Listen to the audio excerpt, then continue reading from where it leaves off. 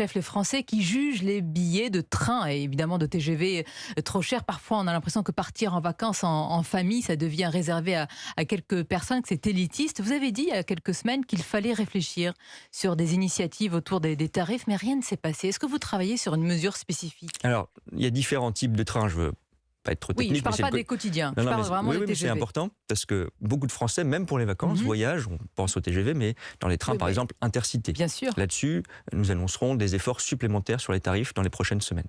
Sur le TGV, c'est coûteux. Je vais dire une raison aussi pour laquelle c'est coûteux, parce que le TGV, il n'est pas subventionné, parce que pour beaucoup de Français, le sujet, c'est pas le TGV, c'est le train tout court, et donc on subventionne les autres trains, on subventionne pas le TGV. On et peut donc, le comprendre. La SNCF, parfois, on a l'impression de prendre un billet pour aller à Bordeaux, c'est comme partir à New York. Alors, j'exagère un peu, mais c'est vrai que... Écoutez, quand vous voyez certains prix, certains tarifs, ce n'est pas si éloigné. Alors, je reviendrai peut-être sur la comparaison train-avion, mais pour être très concret, ça veut dire des mesures commerciales beaucoup plus favorables, notamment pour les classes moyennes. Je pense aux cartes qui sont développées. Mais d'abord, ça existe. Heureusement, il y a encore des billets en dehors des périodes de pointe qui sont plus accessibles. On a des cartes comme les cartes Avantage. On a le Ouigo, qui est une vraie mesure sociale. Le Ouigo, c'est du train moins cher. La SNCF est en train de développer cette offre. Puis je vais être très clair. Pourquoi le prix du TGV est particulièrement cher? Parce qu'il n'y a plus de place.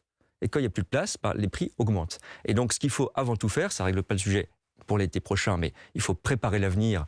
Je crois que c'est aussi la responsabilité des politiques. Il faut acheter, commander plus de trains, d'ailleurs à nos industriels qui produisent en France. Et donc, c'est une commande qui est aussi effectuée en cours par la SNCF. Et puis, je vais mettre les pieds dans le plat. De temps en temps, sur certaines lignes à grande vitesse, je pense que la concurrence peut être une bonne chose. Je prends Paris-Lyon. Très concret, on a ouvert Paris-Lyon à la concurrence avec un opérateur de train italien qui est là depuis 1 an et demi. Les prix ont baissé de 20%. Et le trafic a augmenté de 15%. Et même à la SNCF, le trafic a augmenté. Donc, ce n'est pas l'ennemi du service public ferroviaire. Plus de trains, c'est plus de voyageurs qui voyagent moins cher de manière écologique. La concurrence fait du bien. Mais sur certaines lignes, et de manière encadrée. Et il y a des opérateurs qui vont arriver sur le Paris-Lyon. Et il y a un opérateur espagnol, par exemple, qui va ouvrir des liaisons entre Madrid et Lyon, entre Madrid et Marseille, entre Barcelone et Lyon, avec des tarifs extrêmement peu coûteux. Donc la SNCF n'a qu'à bien se tenir.